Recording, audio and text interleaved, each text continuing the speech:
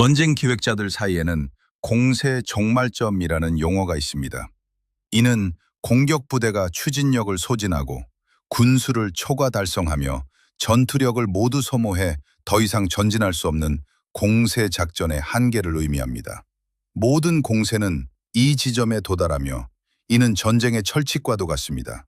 공격자는 앞으로 돌격하며 스스로를 소모하고 결국 그 전진의 최전선은 다음 방어선이 됩니다.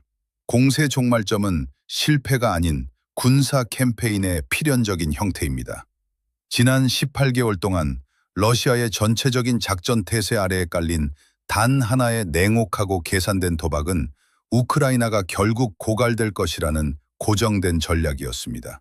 병력이 바닥나고 포탄이 떨어지며 서방의 정치적 의지가 고갈되고 키이우와 하르키우, 헤르손을 거쳐온 추진력이 마침내 멈출 것이라는 계산이었습니다.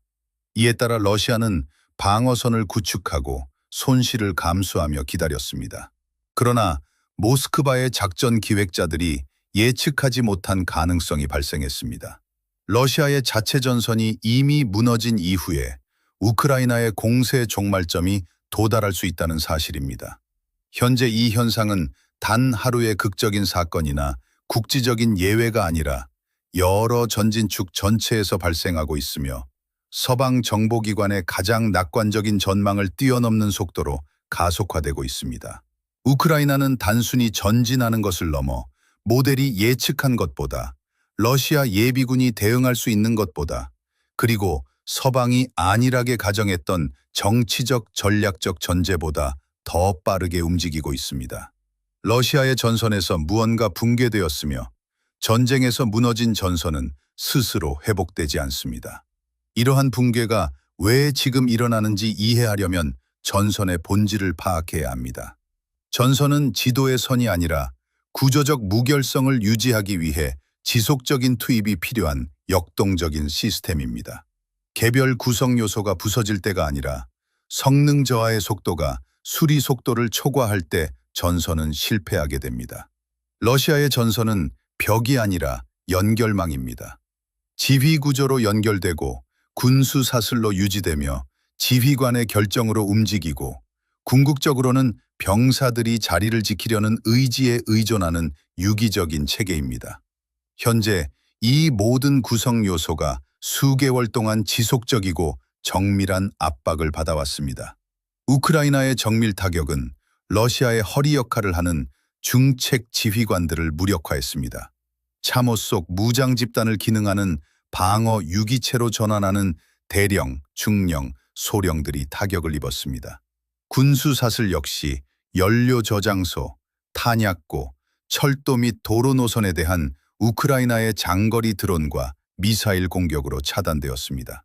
통신 아키텍처는 고도로 정교해진 전자전 캠페인으로 교란되어 일부 부문의 전술 조율이 디지털 이전 시대로 후퇴했습니다. 그리고 참호 속 병사들은 주변의 모든 것이 무너지는 것을 보면서도 아무런 설명이나 가시적인 보상을 받지 못한 채 방어선 유지라는 극단적인 압박을 견디고 있습니다. 2022년 2월 침공 당시의 러시아 군대와 현재의 군대는 다릅니다. 당시의 군대는 장비가 부족하고 지도력이 불량했을지라도 행동의 명분이라는 서사를 가지고 있었습니다. 하지만 신속한 승리를 약속했다가 끝없는 소모전으로 이어진 3년간의 전쟁은 그 서사를 완전히 마모시켰습니다. 사기는 부드러운 지표가 아니라 전투력 증강 요인입니다. 사기가 특정 임계값을 넘어 저하되면 지도의 방어선은 공동화되며 물리적 장애물만으로는 예측할 수 없는 속도로 붕괴가 일어납니다. 현재 러시아 전선의 상당 부분에서 이 임계값이 통과된 것으로 보입니다. 영상이 유익하셨다면 구독과 좋아요 부탁드립니다. 다음 분석도 신속하게 전해드리겠습니다. 초기에는 마을 하나가 점령되거나 수목 한 선이 확보되는 등 수백 미터 단위의 점진적인 진전으로 시작되었습니다.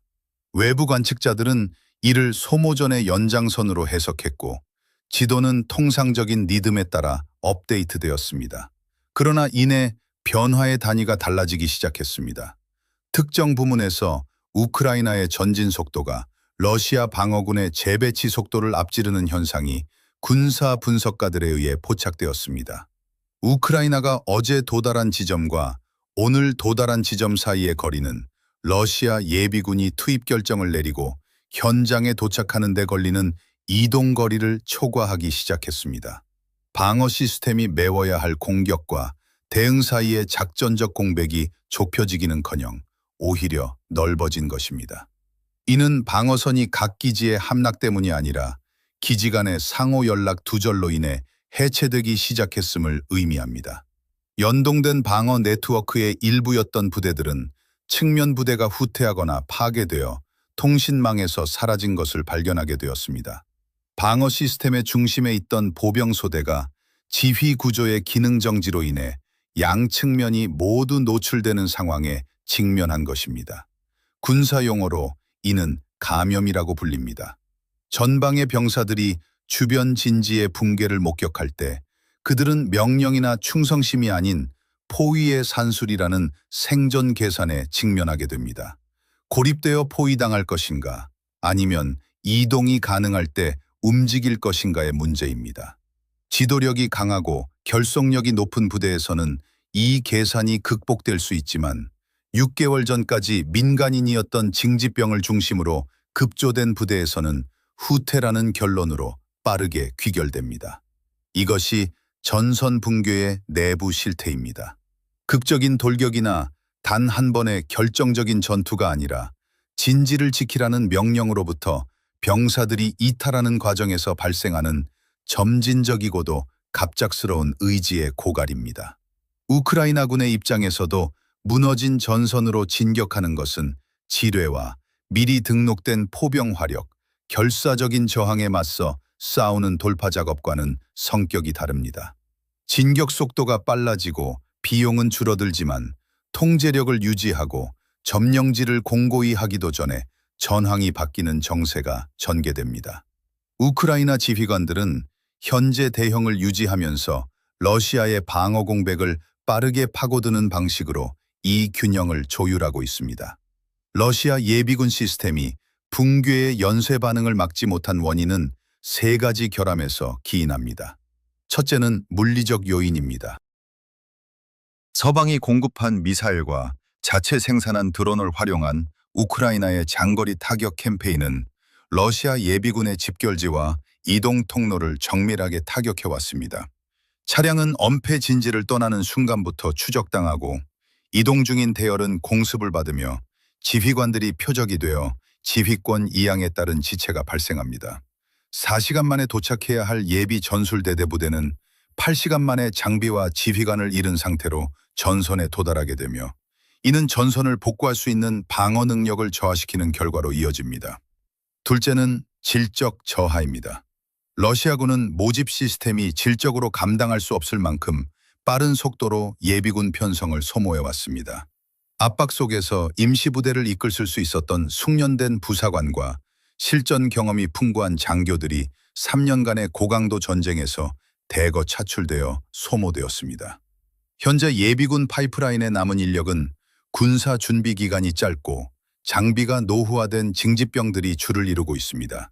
이들이 방어 교리상 가정된 수준의 예비군이 아니라는 점은 정예부대가 손실될 때마다 그 격차를 더 벌리고 있습니다. 셋째는 시스템적 요인입니다.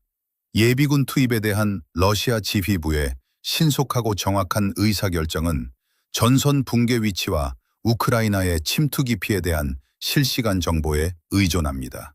하지만 붕괴된 부대에서 올라오는 보고는 파편화되고 지연되었으며 책임을 회피하기 위해 상황을 실제보다 덜 치명적으로 묘사하는 인간적인 왜곡이 개입되었습니다. 이를 독립적으로 검증해야 할 공중 감시는 우크라이나의 전자전과 드론 차단으로 인해 방해받았습니다. 결과적으로 지휘 시스템은 현실보다 낙관적인 정보에 기반해 의사결정을 내리게 되었고 실제 전황보다 악화된 현장에 예비군을 뒤늦게 투입함으로써 방어선 복구가 아닌 인명 손실만 가중시키는 결과를 낳았습니다.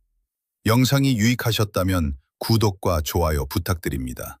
마지막 3부에서 최종 배경과 결과를 전해드리겠습니다.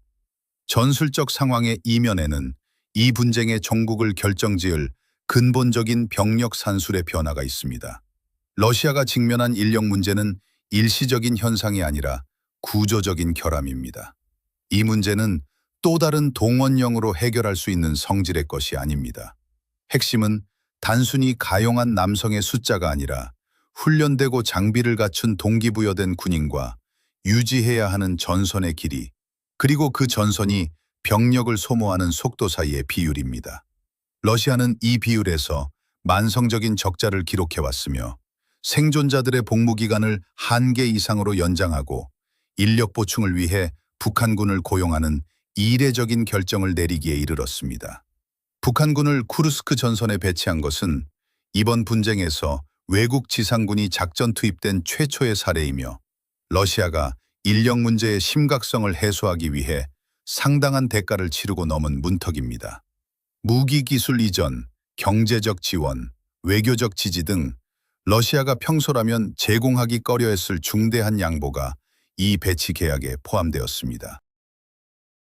이러한 비용을 지불했다는 것은 인력 증원 없이 전쟁을 지속하는 대안이 훨씬 더 나빴음을 방증합니다. 북한군은 규율이 잡혀 있고 신체적으로 유능하지만 개별 군인의 디지털 통신 활용, GPS 항법, 첨단 광학 장비 사용 및 급변하는 전술 상황에 대한 적응력이 요구되는 드론 포화 및 전자전 중심의 현대 유럽 전쟁 환경에는 훈련되지 않았습니다. 우크라이나의 드론과 전술을 처음 접한 북한군 부대의 학습 곡선은 가혹한 인명 손실로 이어졌으며 이들의 존재는 러시아의 인력 문제를 해결하기보다 그 깊이를 투영하고 있습니다. 반면 우크라이나의 전진은 자체적인 군사산업 역량의 발전과 서방 공급망과의 통합으로 뒷받침되고 있습니다. 전쟁 초기 소련 시절 장비와 서방의 긴급 인도분에 전적으로 의존했던 우크라이나는 현재 이 전쟁의 특성에 최적화된 방위산업 기반을 구축했습니다. 우크라이나의 공중, 해상, 지상 드론 생산량은 대규모로 가동되고 있으며 전장 피드백을 바탕으로 한 무기 업데이트 주기는 몇 주 단위로 실행됩니다. 이는 대규모 네트워크를 통해 설계를 공유하고 전투 테스트를 거쳐 다음 생산 배치에 즉각 반영하는 개방형 방위산업 체계입니다. 이러한 구조적 변화는 서방 원조의 정치적 변동과 무관하게 우크라이나 군사 노력의 지속 가능성을 보장하는 기반이 됩니다. 자체 장거리 타격 시스템과 전자전 플랫폼을 생산할 수 있는 역량은 서방의 선거주기나 정치적 위기로부터 우크라이나를 부분적으로 분리시켰습니다. 이 지점은 서방의 지원이 끊기면 우크라이나의 방어 능력이 붕괴할 것이라 보았던 러시아의 도박과 계산이 더 이상 유효효하지 않음을 보여줍니다. 우크라이나의 전쟁 수행 능력은 외국 수도의 결정으로부터 일정 부분 독립되었으며 국내 생산의 지속으로 그 결속력은 강화되고 있습니다. 이는 국제사회의 우크라이나 정책 기조 역시 일정과 지속 가능한 약속, 승리와 패배의 정의에 대해 시급히 업데이트되어야 함을 의미합니다. 나토 동맹국들에게 우크라이나가 필요한 지원의 기준은 생존을 위한 수준에서 승리를 위한 수준으로 전환되고 있습니다. 러시아의 핵 위협 카드가 일관되게 제시되었음에도 실질적인 핵 사용으로 이어지지 않은 상황에서 결정적인 지원을 보류하는 것은 러시아의 군사력을 온전하게 남겨두고 핵 강박이 통한다는 선례를 남기는 대안적 위험을 초래할 수 있습니다. 러시아의 지속성에 기반해 관계를 조율해온 주변국들 역시 전선 이동에 맞춰 자국의 이익을 재평가하는 움직임을 조용히 진행하고 있습니다. 일부 분석가들은 현재의 상황이 붕괴가 아니라 전술적 통제하에 이루어지는 러시아의 철수이자 시간 확보를 위한 전략적 재배치라고 주장합니다. 러시아군이 과거 헤르손 등에서 감행한 통제된 철수 사례를 고려할 때 이 가능성을 완전히 배제할 수는 없지만 몇 가지 명백한 반박 지표가 존재합니다. 통제된 철수에는 기능하는 지휘 통제, 신뢰할 수 있는 통신, 그리고 부대의 조직적 이동이 필수적입니다. 하지만 오픈소스 분석을 통해 나타난 러시아군의 통신 파편화, 철수 과정에서의 장비 유실, 명령 없는 전선 이탈 현상, 그리고 인계 준비가 안 된 진지로 우크라이나군이 빠르게 진격하는 속도는 관리된 재배치가 아닌 폐주에 가깝습니다. 더욱이 공간을 내주고 시간을 산다는 전략은 후방에 더 방어적인 지형과 군사 인프라가 존재하고 확보한 시간 동안 새로운 방어선을 구축할 수 있을 때만 성립합니다. 손실된 물자를 재건하는 데 시간을 모두 소모한다면 이 거래의 가치는 마이너스입니다. 전선은 움직이고 있으며 그 속도는 가속화되고 있습니다. 그 원인은 우크라이나의 작전적 적응, 러시아의 시스템적 저하, 서방의 군사 산업적 지원, 그리고 러시아가 해결하지 못한 제도적 실패가 복합적으로 작용한 결과입니다.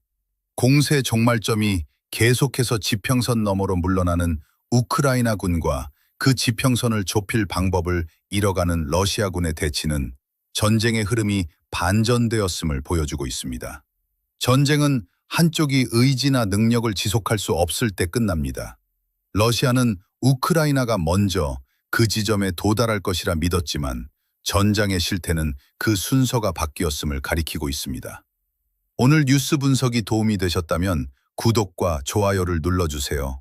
여러분의 의견을 댓글로 공유해 주시면 감사하겠습니다. 시청해 주셔서 감사합니다.